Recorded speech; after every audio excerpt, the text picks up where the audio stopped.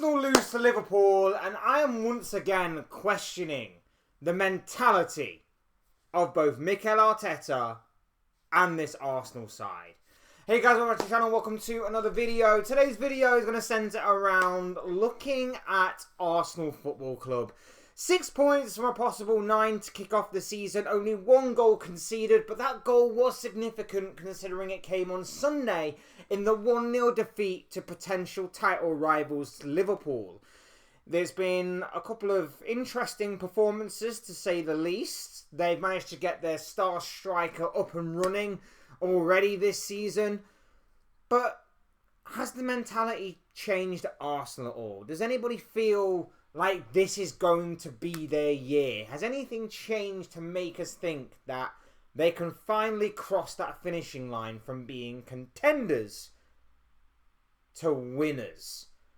I'm not so sure. That's why we're going to be diving into the conversation today on this. Would love to know what you guys are thinking and feeling. So please do hit the comment section with whatever you have to say about this conversation. Would love to hear from you all. Hit the like button, subscribe if you're new. Both things are always and forever greatly appreciated. As well, if you could do all that, that would be great. And without further ado, we're going to be talking about this situation. So we're going to be talking about Arteta, Arsenal, and everything else in between. Look, I'm going to say this. In my opinion, the mentality is still weak with Arsenal, weak with Arteta, and weak overall. At the end of that game on Sunday, I was a little shocked. I was happy. I was jubilant. Of course, I was ecstatic that we won the game as a Liverpool fan, if you can't already tell. But at the same time, I was a little shocked that we weren't properly tested by Arsenal. We were tested by Bournemouth on the opening day of the season. We were tested on the second game of our season against Newcastle last Monday night. I was surprised we weren't really tested by Arsenal at all. Now, part of that is down to the improvements we made in our defence. Konate had an absolutely unbelievable game. So too did Szoboszlai at right back, and I thought Kerkez was brilliant, even though some Arsenal fans will say that Madueke was probably their best player. And yes, he was, but he didn't really get much out of Kerkez. He was always going to beat him for pace, sure, but at the same time, there was no end product from Madueke at all. And Kerkez actually did well to stick with him and to block certain efforts and certain potential crosses. And I thought Kerkez had a solid enough game. But there was nothing for Arsenal. Nothing in terms of creativity. Nothing in terms of being adventurous. And as the game wore on, you saw the reality of the situation. As the game wore on, Liverpool wanted to win the game. Liverpool were the only one with attacking intent. Liverpool wanted to go on and win the game. From minute 1, Arsenal set up not to lose. That was their game plan. Don't lose. There was no Eze. There was no Odegaard. There was no creativity in the midfield. Mikel Merino was just there. There was nothing in the slightest to even suggest that Arsenal were going to go on and win that game. And I know that I've said in the past that, following the teachings of a certain Sir Alex Ferguson, that, you know, defences win titles, and that going away to your rivals, it is best to set up not to lose than to maybe throw it all away. But I think in certain situations, you may be taking the whole defence wins titles a little bit too literally and too far. And setting up not to lose against a rival at a tough away ground, again, it's a case of Arsenal could have made a statement there. If you're not seeing the frailties, the weaknesses that Liverpool defence had posed over the past couple of games before getting to Arsenal, you'll know that on the transition, Liverpool have been appalling at times to deal with that. You'll know that from set pieces, Liverpool had really failed to deal with them in the best of fashions over the past couple of games. And yet, the only way that Arsenal looked like they were going to score was from a set piece. But their set pieces were completely off that day. That was the only way that Arsenal was seemingly going to score. They were taking long free kicks from their own half. They were trying to play for corners. They had absolutely nothing from open play. In fact, Alisson Becker only had one save to make in that game, as Arsenal only had one shot on target. Now, I'm not sat here saying that Liverpool were exceptional or Liverpool were amazing. Liverpool got the job done, and it was either going to come down to a mistake or a moment of magic that was going to separate the game, and that's what it proved to be. A moment of magic. Dominic Szoboszlai, insane free kick. Absolute beauty. An absolute beauty from the Hungarian maestro turned right back. But it's not the end of the world for Arsenal, of course it's not. It's still a long way to go. Still, obviously, only 3 games into the season. But the mentality, I just don't think is there. Again, you're coming up against a Man United side who last season, your midfielder, your star midfielder, Declan Rice, shushed the fans after he scored an equaliser in a 1-1 draw. The mentality was shaky then. The mentality was shaky throughout most of the season, where you drop points in stupid games. You drop points after being in such commanding positions. And I've got to say that the mentality again is... I don't see it... I don't think it's changed. Maybe it could change over time with the likes of Zubimendi being bedded in more and Gyökeres bedding in more and Eze obviously coming in. But still playing for set pieces, still relying too heavily on set pieces for a side that has had now about $1 billion, maybe even over $1 billion spent on it, is atrocious in my opinion. And I know that there's more than one way to win a football match, and obviously set pieces are still a very vital part of the game, and you've managed to find some insane consistency at making them work for you. But if that's all you have to offer, what about if, like on Sunday, your set piece game is completely off key? What do you have then? Because like I say, there was no creative spark, there was no gutsy move from Mikel Arteta. I saw on Monday night against Newcastle, Liverpool and Arne Slot throw caution to the wind by putting on Rio Engamoa, a 16-year-old, to win the game. I saw nothing until it was too late from Mikel Arteta. Even his substitutions of Eze and Odegaard were too late. He then decides to throw on Max Dowman with about 3 minutes to go, who was locked up by Kirkez.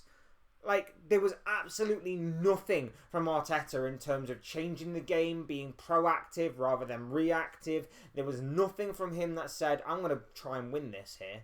I can sense that we can win this. Because the first half, your game plan did work. But it mainly worked because Liverpool was struggling to string about 3 passes together beyond their centre-back and goalkeeper. It would go long, but the long ball would be poor. It would then go out for a throw-in. Arsenal would recover possession. It was working for Arsenal. But there was nothing there that worried me as a Liverpool fan to say, Arsenal are going to score here. Arsenal are going to take the lead. Arsenal are going to break the deadlock. There was nothing that suggested to me that was going to be the case, because Arsenal did nothing. Arsenal did nothing in the game. There was nothing in terms of risk-taking, being adventurous, throwing caution to the wind a little bit. And then in the second half, Liverpool throw on Curtis Jones, and all of a sudden, that changed the game. The Curtis Jones substitution changed the game.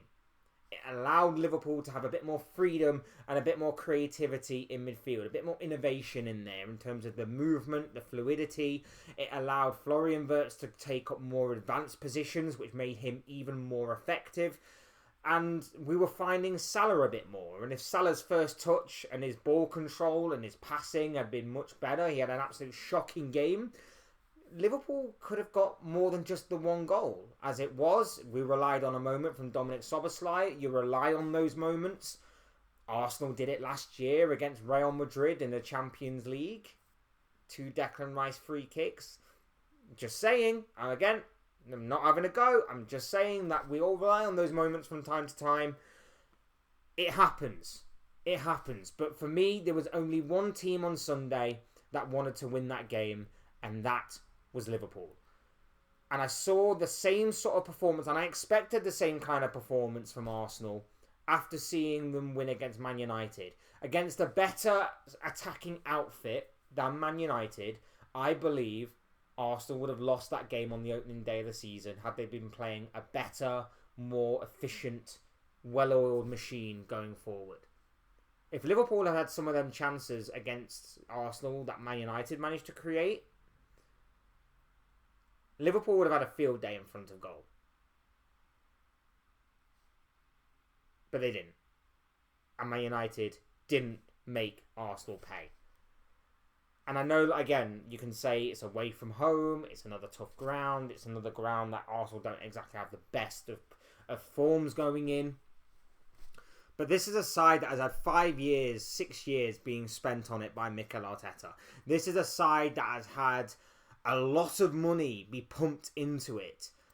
And you're still relying on your set-piece machine to win you these games and to drag you through these games, rather than go for the kill from open play. There was nothing from open play that worried me. There was nothing from open play that scared me. And again, this could just be premature because, again, maybe Eze is going to be the difference maker. Maybe Odegaard does rediscover some sort of form, and maybe by some miracle Bukayo Saka can recover and obviously fight back, and maybe there is going to be some other creativity from elsewhere. Maybe Madueke's final ball will improve. Maybe, you know, Declan Rice or somebody that's lying a little bit deeper can start pulling the strings and controlling games a bit more. But you started with 4 centre-backs, 3 DMs, and there was no service into the attack at all. I'd be worried. He's shown that he's still got PTSD and he's still scared from the season that you were so far away seemingly from everybody else, only to bottle it towards the end, and City obviously caught up and won the title. He's still showing signs of PTSD from that season. The worry, the cowardly tactics. It's all seemingly there. I'd be worried if I was Arsenal, if I was Mikel Arteta, because nothing, in my opinion, from the outside looking in, has changed. The mentality is still the same. The mentality is still cowardice. The mentality is still negative. And even though Liverpool were there for the taking, and you could have really rattled the likes of Kirkez and Konate, who haven't exactly had the best of starts to the season, instead, I think you just helped them gain confidence. I think you just really helped them gain confidence. Even Martinelli's mentality. I think most left wingers see that a player is out of position at right back and goes, I'm going to have him on toast. And he didn't. Every time he got the ball, he was scared to take on his man. He was scared to take on Szoboszlai. Szoboszlai's a 10, by the way, by natural trade. He's a 10. He's an attacking midfielder being forced to play at right back.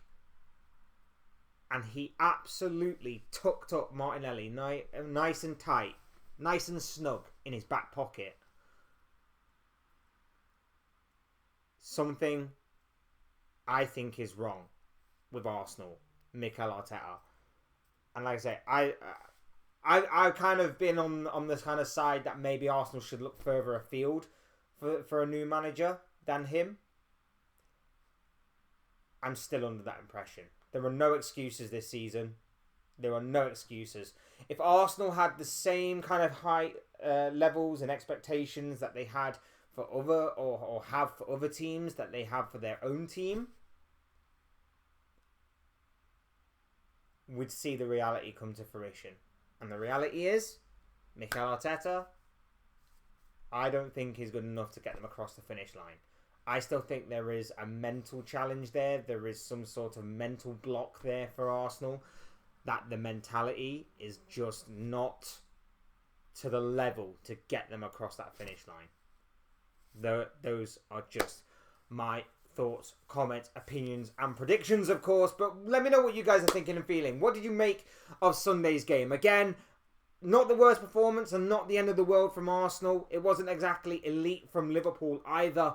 But, as I say, to say that Liverpool had frailties and weaknesses going into that game and Arsenal did nothing to try and exploit that even further, and there was only one team, in my opinion, that wanted to win the game, and that was the team that eventually did go on to win the game, I think there are problems there. But let me know what you guys are thinking and feeling down below in the comments section. Otherwise, hit the like button on the way out if you enjoyed the video. Subscribe if you are new or want to see more content like this. Both things will always and forever be greatly appreciated. And as always, thank you all so much for watching and listening. I've been Fletch. This has been another Fletch Talks video. And I'll see you and speak to you all again soon in another video or live stream or whatever it may be. Cheers, guys. Thanks everyone for watching. Take care. Enjoy the rest of your day. Speak to you all again very, very soon.